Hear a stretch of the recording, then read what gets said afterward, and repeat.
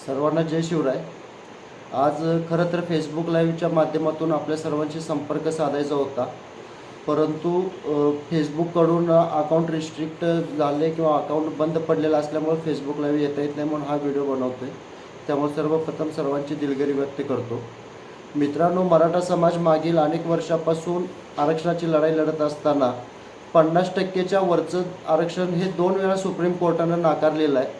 त्यामुळे 50%च्या वरच्या आरक्षणाला मराठा समाज कधीही पात्र ठरू शकत नाही। ही गोष्ट लक्षात घेऊन आपण मागील 2 वर्षांमध्ये मराठा समाजाचा ओबीसीतच समावेश झाला पाहिजे आणि तो समावेश करण्यासाठी राज्यातील ओबीसींचं बेकायदा आरक्षण कमी झालं पाहिजे या मागणीच्या माध्यमातून संघर्ष करतो। मुळामध्ये मराठा आरक्षण देण्यासाठी सरकारला कुठलीही अडचण नव्हती। म्हणजे एक तर गायकवाड आयोगाच्या शिफारशीनुसार सुद्धा मराठा समाजाचा ओबीसीत समावेश करता आला असता, कारण 2018 मध्ये गायकवाड आयोगानं जेव्हा मराठा समाजाला मागास ठरवलं तेव्हा तत्कालीन सरकारमधील मंत्री गटाच्या समितीनं मराठा समाजाला 50%च्या वरचं आरक्षण द्या अशी शिफारस केली। वास्तविक गायकवाड आयोगानं मराठा समाजाला घटनात्मक आरक्षण देण्यात यावं अशी शिफारस केलेली असताना तत्कालीन सरकारनं 50%च्या वरचं आरक्षण देऊन मराठा समाजाची फसवणूक केली।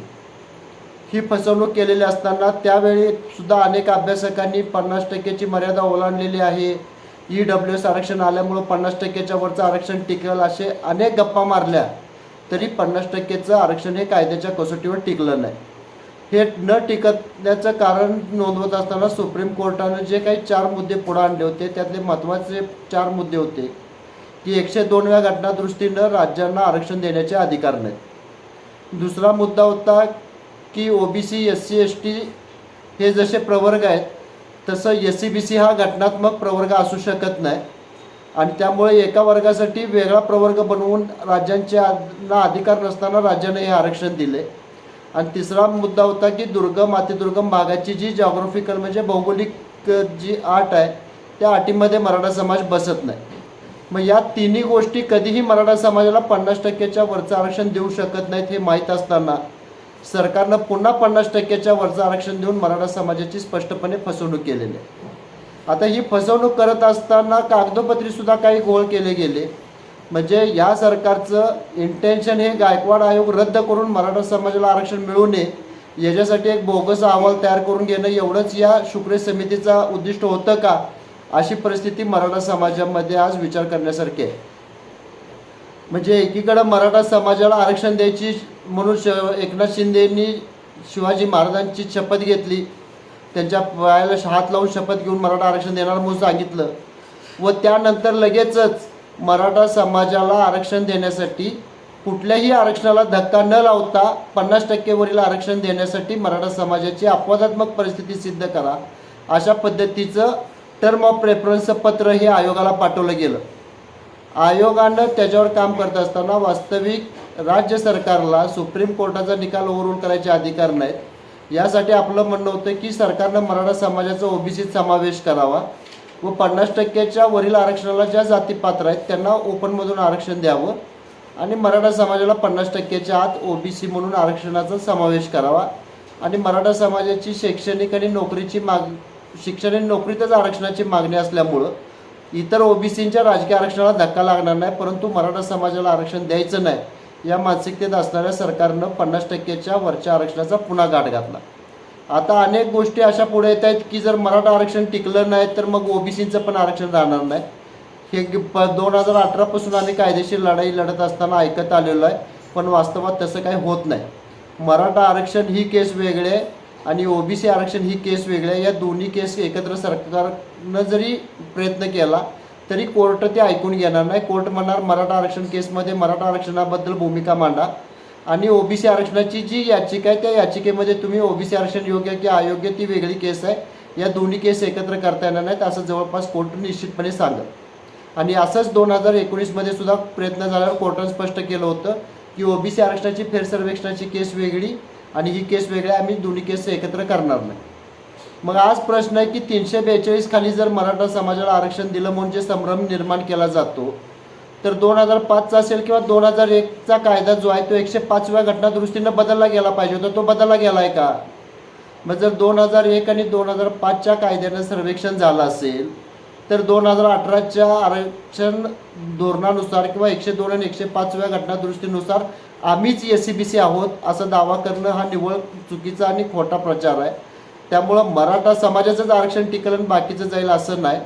तर ज्यावेळी राज्य मागासवर्गीय आयोगाच्या फेररचनेचा विषय येईल 105व्या घटनादुरुस्तीनं 2001 आणि 2005चे कायदे हे बदलावे लागतील आणि ते कायदे बदलल्यानंतर त्या कायद्यांतर्गत केलेलं सगळं सर्वेक्षण हे अवैध ठरेल आणि त्या अवैध ठरलेल्या सर्वेक्षणाच्या आधारे दिलेली सगळे आरक्षण रद्द होतील. त्यात मराठा समाजाचा सुद्धा समावेश असेल. मग मुद्दा असा आहे की OBC आरक्षणाची लढाई आणि ह्या लढाई एकत्र करून चालणार नाही. हे 50%च्या वरचं आरक्षण कुठल्याही परिस्थितीमध्ये राजकीय फायद्यासाठी टिकवलं जाऊ शकतं, पण हे संविधानिक आणि घटनात्मक आरक्षण नाही आहे. आता प्रश्न असा आहे की इतर OBCना 34% लोकसंख्येला 32% आरक्षण आहे, 20% SC STना 20% आरक्षण आहे.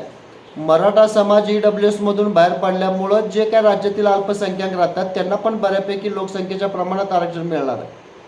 मग 32% मराठा समाजाला 10%चं आरक्षण का? तर शुक्रे समितीने एक दैदिप्यमान कामगिरी केली की मराठ्यांची लोकसंख्या 4%नं कमी केली. कारण काय सांगितलं तर 56 लाख कुणबी नोंदी सापडल्यात म्हणून मराठा समाजाची लोकसंख्या 4%नं कमी करा. पण 56 लाख नोंदी आत्ताच्या आहेत का जुन्या त्याच्यावर सरकार बोलायला तयार नाही. मग 57 लाख नोंदी आत्ता सापडल्या असतील तर या नोंदी सापडायच्या आधी महाराष्ट्रात कुणबी अस्तित्वात होते का कुणबी आत्ताच जन्माला आले सगळे एकत्र, हे सुद्धा सरकारनं स्पष्ट केलं पाहिजे. नाहीतर कुणबी दाखले देणार नाही तर मराठा ठेवणार नाहीत. अशा परिस्थितीमध्ये खोट्या आकडेवारी सांगून कुणबी दाखले रोखायचे आणि इकडं मराठा आरक्षणाची आकडेवारी कमी करून मराठा समाजाला फसवायचा प्रयत्न करायचा. या षडयंत्रापासून मराठा समाजानं सावध राहिलं पाहिजे. आता राहिलेल्या 28%ला 14% आरक्षण म्हटलं तर सरकारच्या टर्म ऑफ रेफरन्समध्ये सांगितले की 10% लोक दारिद्र्य रेषेखाली आहेत, त्यामुळे त्यांनाच आरक्षण द्यायचं. मग तुम्ही जर सामाजिक आरक्षण देत आहात तर दारिद्र्य रेषेचा निकष तुम्ही कशाच्या आधारे लावताय?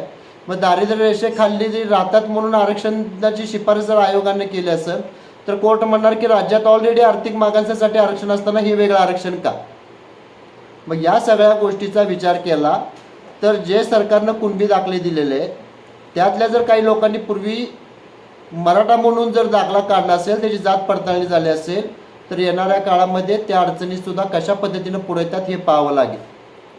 बरं, या सगळ्या कायद्याचं रूपांतरित झालं, बिंदू नामावली तयार झाली, कुठल्या बिंदूवर मराठ्यांना जागा द्यायचं सगळं निश्चित झालं असलं तरी सरकारकडून किंवा प्रशासनाकडं या कायद्याच्या अंमलबजावणीचा कुठलाही लिखित आदेश तहसीलदारांनी संबंधित विभागांना दिला गेलेला नसल्यामुळं मराठा समाजाला आजच्या तारखेला दाखले मिळत नाही आहेत. म्हणजे तुमच्या कायद्यात तरतूद करून तुम्ही 2018 साली किंवा पूर्वी दिलेले दाखले हे निश्चित करून टाकले. म्हणजे कायदाच निश्चित केल्यामुळे त्या कायद्यांतर्गत दिलेला प्रत्येक प्रमाणपत्र हे अवैध ठरणार आहे आणि नवीन कायद्याच्या अंमलबजावणीचा कुठलाही शासन निर्णय नसल्यामुळं EWSचा लाभ मिळत नाही आणि SCBCचा दाखला मिळत नाही. अशा द्विधा मनस्थितीमध्ये मराठा समाज आहे. मग या सगळ्या गोष्टी लक्षात घेता हे 10% आरक्षण टिकणार नाही ही खात्री बाळगली पाहिजे किंवा याच्यासाठी जास्त परिश्रम करून ताकद वाया घालण्यात काहीच अर्थ नाही. या उलट ओपनमधलं अतिक्रमण थांबवणं किंवा OBCचं आरक्षण कमी करून त्यांच्यामधला जो वंचित घटक आहे ज्याला खरोखर आरक्षणाची गरज आहे, जो त्याचं मागासलेपण सिद्ध करू शकतोय, अशा घटकाला त्याच्या लोकसंख्येच्या 50% आरक्षण ही जी आपली कायद्याची लढाई चालू आहे त्या माध्यमातून आपण लढा लढला पाहिजे. आणि हे आरक्षण जरी टिकलं तरी एक कॅल्क्युलेशन लक्षात घ्या. आरक्षण नसताना मराठा समाज हा ओपनमधल्या 48%मधून स्पर्धा करणारा गट होता.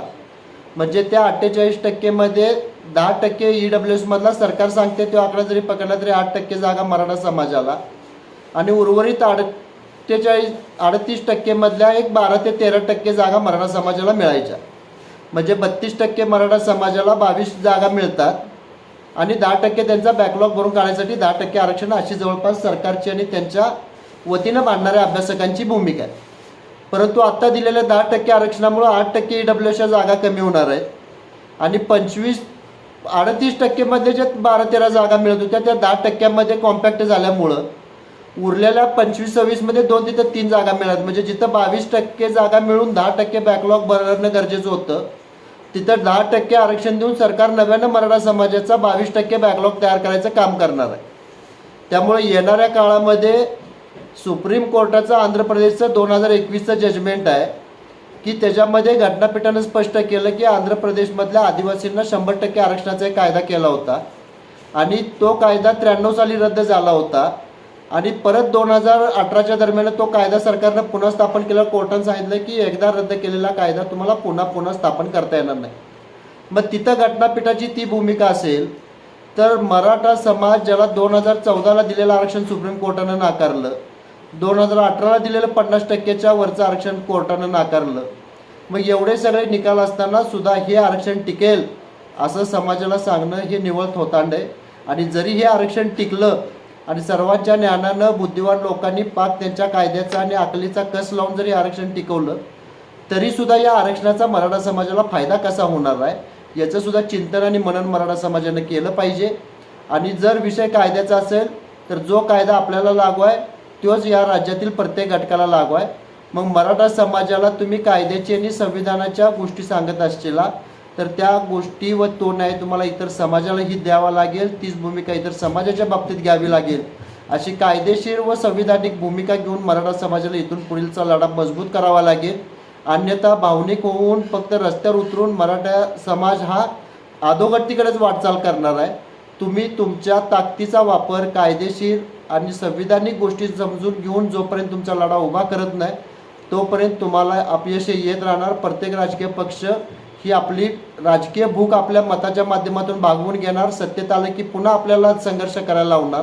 त्यामुळे इथून पुढच्या काळामध्ये तरुणांनी स्वतःहून कायद्याचा आणि संविधानाचा अभ्यास करावा आणि कुठल्याही तोटान प्रचाराला बळी न पडता आपले अधिकार मिळवण्यासाठी संघर्ष करावा. एवढं बोलतो आणि थांबतो. जय जिजाऊ, जय शिवराय.